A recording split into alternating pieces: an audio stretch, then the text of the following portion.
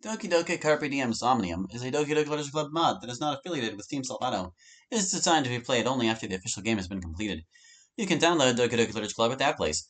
By playing Doki Doki Carpe Diem Somnium, you agree with the previously mentioned terms and that you have completed Doki Doki Literature Club and agree to not let your dreams be dreams. I agree. Sup, it's Hallie, and welcome to Carpe Diem Somnium. I had to reset this mod, because it seems it uses the same persistent data as another Team Trader mod. But anyway, let your dreams be dreams, just do it. Yeah, this is Somnium. I don't know much if I can't change the settings. No! Oh wait, no, they're here. They put them here for some reason. It's okay. It's fine. Alright, so that's that one. What about the audio? Go bump it up. Bump it up. Give me that little booper. There we go. And I don't know what extras are. What is... Oh, okay, it's this stuff. Well, it looks like neither of these on, so I'll put that. Sure. I don't even know that there are any concerns like that, but sure. Okay. Your name? Allie? Ready to go. Why, hello there, players. When the moon rises in the sky, a night full of drama, passion, and the bizarre often waits for you. Where there is passion, love is sure to follow. Good evening and welcome to the show. I'm your ardent vixen of love, Akane Kotobuki. Some people might know me better as the Black Rose, but you all can call me Akane for short. I'll be your guide for the night full of twists, turns, and love ahead of us. Tonight's special feature revisits an idea presented by Ardworth's Shadow in the first mod he ever wrote. Do you know what it means to seize the day, players? Now I can't remember if seize is one of those E before I words. That's what one young man learns about in tonight's special feature. Essentially, it boils down to living a life with no regrets. No wasted opportunities or missed chances. As a bearded man once put it, just do it, and to not let your dreams be dreams. A while back, Ardworth's Shadow wrote a short mod exploring this idea. He looks back on it and feels he could have made some improvements. In other words, he's living a life with regrets? Considering this was the first mod he wrote, however, I guess you could say he was still learning a few things. The original mod ended on a bit of a bittersweet note, much to people's dismay. So he's decided to revisit the idea and give it a fine-tuning. Make it into something he can take more pride in. I'm talking about Doki Doki Carpe Diem. For those familiar with the original story, it won't stray too far off that path. For those who aren't, well, considering it's a mod Ardworth's Shadow himself doesn't like talking about, I can't say I'm surprised. For now, I can just say this is a love story about a young man and the girl of his dreams. It's also a story about living life to the fullest and not second-guessing yourself. Whether you're a fan of the original or going through it for the first time, I'm sure something will catch your eye. Anyway, why don't we get on with the show? I'll catch you later, my forlorn hearts. Yeah, there's a definite element of irony that the whole reason this version of the mod exists is they're second-guessing their original rewrite. Or their writing, whatever. Beep, beep, beep, beep. Ugh, good morning already. Still within the sweet embrace of sleep, I reach over to my nightstand table to try and shut off my alarm clock. Except, it is only after I realize the source of that annoying sound isn't the clock. It's coming from my phone. I question why I have an alarm clock, yet don't use it so much. Alright, it was something to remember my grandmother by, that's why. After fumbling with my phone, I get out of bed and do some stretching and yawning. So what you're telling me is you chose that alarm on your phone and put it on there, even though it's like one of those super annoying alarm clock alarms. Well, I take a moment to look at my phone to see if anything has gone on while I was asleep. Sure enough, there's a text message. Hey you, good morning. Hope you didn't forget about our special day today. How would you not know who the text is from? Trust me, I wouldn't even dare think about forgetting. Not in a million years. After shooting a quick response back, I make my way downstairs and go about my daily routine. Today is a very special day, and I want to look and feel as great as possible. Or wait, was that set of question marks us talking to ourselves and we don't know who we are? Whatever. After enjoying my daily cereal, I practically rush outside and head out to the park. It's very warm and sunny out. School is out for the summer, and the weather feels absolutely fine. Considering the heat wave we've been having, yeah, I'd take this kind of weather any day. Aside from the sounds of children playing, it's rather quiet around the neighborhood. It takes me about 10 minutes to reach the park. Now, where is she? After scanning the area, I think I spot just who I am looking for. White sundress, chestnut brown hair tied into a ponytail, a white ribbon, and a pen in her hand as she looks thoughtfully around her. Yup, there she is. I don't think she's spotted me yet, so I decide to take a new approach. I slide out of view to avoid detection, opting to get behind the bench she's sitting at. I slowly but surely walk up behind her, silently getting closer. Just as I aim forward, she lifts her head suddenly and turns around to face me. I'll give you an A for effort, but you might want to rethink your approach next time. Ah! I'm glad you made it. Did I keep you waiting long? No, not at all. I was actually just writing a poem to pass the time. Can I see? Oh, well, it's not done yet, so I'd rather not. Fair enough. So, where did you want to go first? She gets up from her bench and does a bit of a twirl, smiling sweetly at me as she does so. I honestly can't say how lucky I feel to have Monica in my life. We hadn't been able to hang out as much as we had liked after we both graduated. Now, though, it seems like the stars have aligned for us. As of today, we have been dating for 6 months. I can't even begin to comprehend how we've lasted so long. Much less comprehend how, out of all the guys she could have started going out with, she actually picked me. Now our relationship has blossomed into something wonderful. I know it sounds a bit childish, but since we're already here, why not go over to the swings first? After that, we can go grab something to eat. You drive a hard bargain, but that works for me. She giggles as she puts away her paper and pen in her handbag. You're so silly sometimes. I know you are, but what am I? Monica playfully shoves my shoulder as she takes me by the hand and leads me over to the playground area. She doesn't show her playful side off very often, so it's always a treat when she does. It's a side of her that I just adore. There's a gentle breeze as we make our way over to the swings. Oddly enough, there isn't anyone else here. I can deal with that, though. Considering how safe and at ease I feel with Monica, I could care less about any odd stares we might get. If you could be so kind. Monica hands me her small handbag as she sways her way over to one of the swings. Right this way, madame. Once she sits down, she turns to look my way, signaling me to come on over. I happily oblige, trudging through the sand and positioning myself right behind her. You know what to do, right? You say that as if I've never seen a swing before. Of course I know what to do. Just checking, that's all. This park was where we had our first official date. I still remember how Monica surprised me when she told me she wanted to go on the swings back then. I hadn't really been on one since my grandmother and I used to enjoy the one in her backyard. It was a somewhat awkward experience at first, to say the least. Alright, are you ready? You bet I am. Setting her bag down close to the swing set, I began to push her lightly, slowly building up that momentum as she swings back and forth. You call that a push? Oh ho, are you challenging me? I'm only getting started. I decided to turn up the intensity, gradually with each and every swing. Now we're talking. Monica seems to be really enjoying herself, as evident from her delighted laughter and the bright smile on her face. After a while, Monica spoke up. Alright, you can stop if you like. Well, alright. What is it? Here I am having all the fun on the swing, and I forgot to see if you wanted a turn. I'm good. Are you sure? Yeah, I'm fine. You know me. Oh, right. Sorry, I forgot about that. No, you're good. Maybe someday I'll give it another shot. Maybe just not today, that's all. With Monica, I felt as though I could be myself without fear of judgment, and I could share some of my hidden secrets. She was thankfully understanding and sympathetic towards me, and these bittersweet memories I've held on to. Alright then. Next stop is this restaurant I've been wanting to check out. Lead the way, milady. You're such a dork. No punctuation.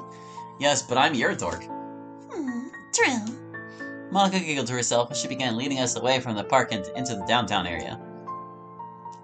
The streets were bustling with crowds of people going about their busy days. I've always felt nervous being surrounded by crowds of people ever since I was a little kid, as if I'd get swept away and separated from my mother should we lose track of each other.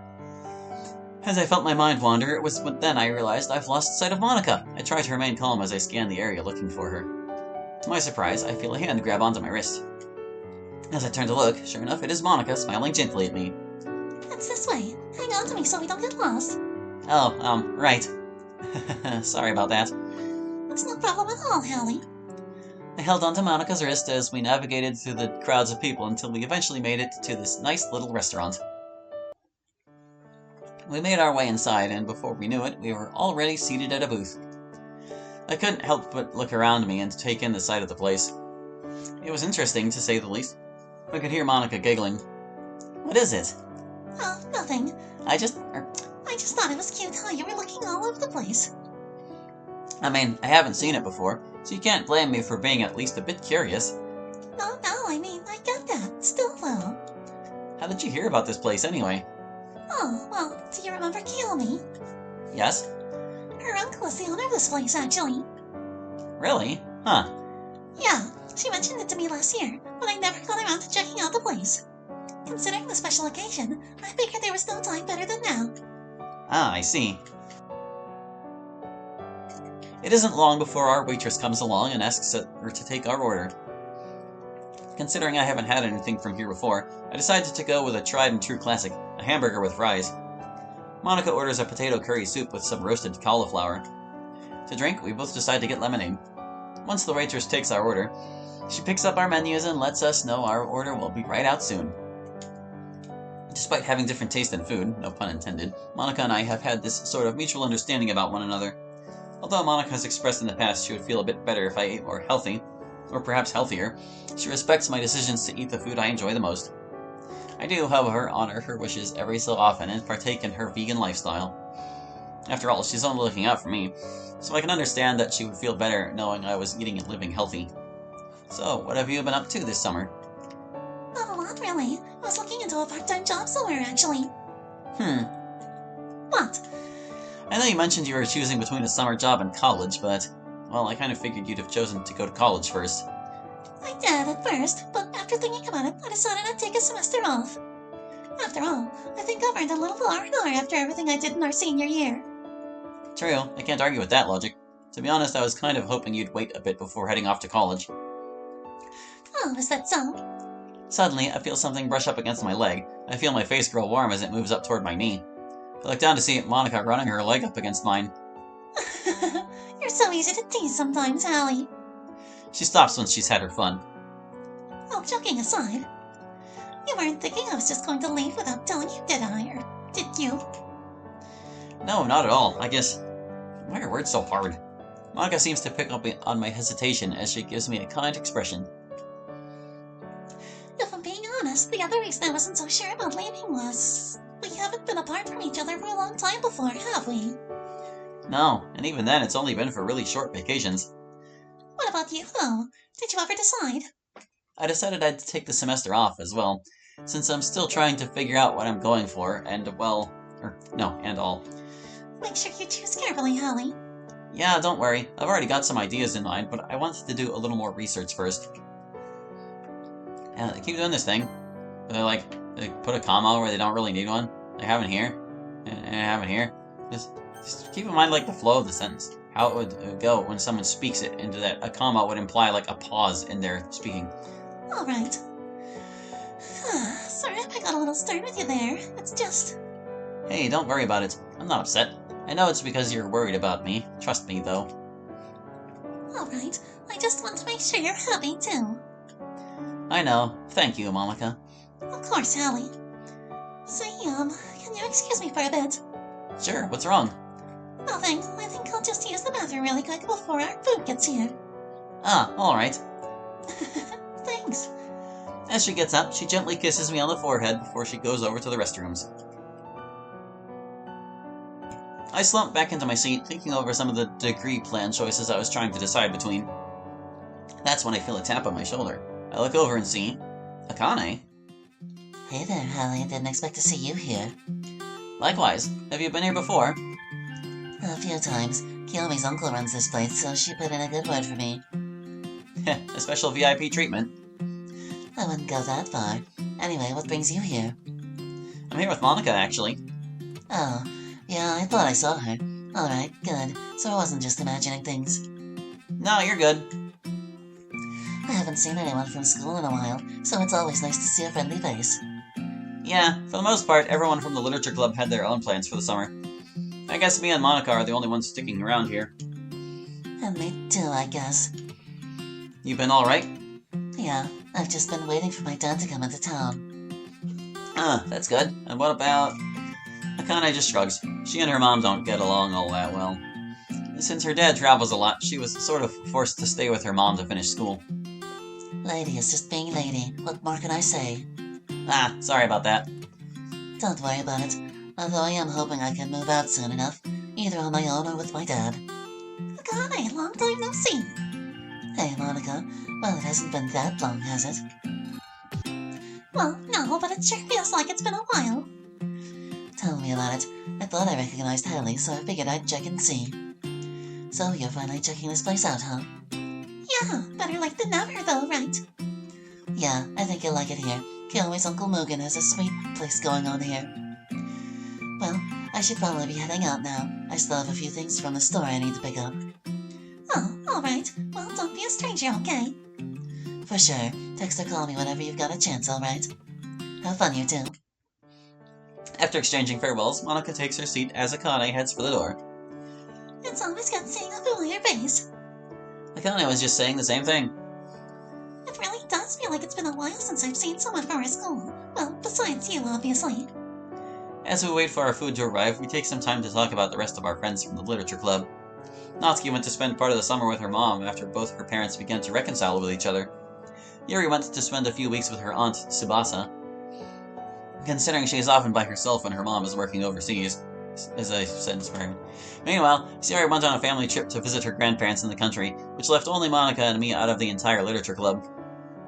Monica herself has had some rough patches recently with her father, although I know the two of them have been working things out slowly but surely. As my aunt would put it, just one step at a time. It's kind of funny though, isn't it, Hallie? We used to spend so much time together in school, but now... Yeah. It might sound silly, but I just hope we don't end up drifting apart. That'll never happen, Monica. Even if we're split up all over the world, we'll always be friends. Yeah, you're right. I shouldn't be thinking that way. Thanks, Hallie. After a while, our waitress comes on by with our food and drinks, setting them down for each of us and wishing us a pleasant meal. We thank her as she goes on her way. Your curry looks pretty good. I'll have to remember that for the next time around. I don't mind sharing some of mine if you'd like. No, that's okay. Besides, I made my decision. If you have any left over, then maybe. I wouldn't want to take away from you. No need to worry. Besides, I'm more than happy to share, but okay. Time passes and we eat our food with some idle chit-chat. Considering how awful I am at small talk, Monica is usually the one to bring... God, I can't read. Monica is usually the one bringing up topics. I mean, the best I could do is resort to asking about the weather, so at least she's pretty understanding with how socially awkward I can be. Soon enough, my burger and fries are gone. I look over to Monica and see she has a bit of curry left over. A bit of her curry left over. I see you haven't finished your curry. Yeah, I think I overdid it on my breakfast a little bit today. Although, since I do happen to have some left over, I guess now you'd be more willing to try it. I raise my eyebrow at Monica. You didn't plan that, did you? No, I mean, why would I? Besides, a deal is a deal, right? So go right ahead. Well, alrighty then. I still feel like she didn't finish her food on purpose, but there's no point in arguing the point. Besides, I know her intentions are good, and she's only trying to be nice. I just don't want to feel like I'm taking food away from her or anything, but I suppose that's just me overthinking things again. I take my unused silverware from my napkin and take a small serving of the curry. It's not too spicy, and it has just the right amount of flavor with the potato thrown in. All in all, it's pretty good, and I soon can't help myself from eating more. Monica giggles to herself as I'm chowing down. I'm going to take it that you like the curry. Heck yeah, I do. See how fun eating healthy can be for you? Okay, you got me. I mean, I'm not saying you can't have a burger every once in a while, but I'm just looking out for you. I give her an understanding nod. I know you are. I promise. I'll get better at it soon. So long as you're right beside me, helping me along the way. You can count on me.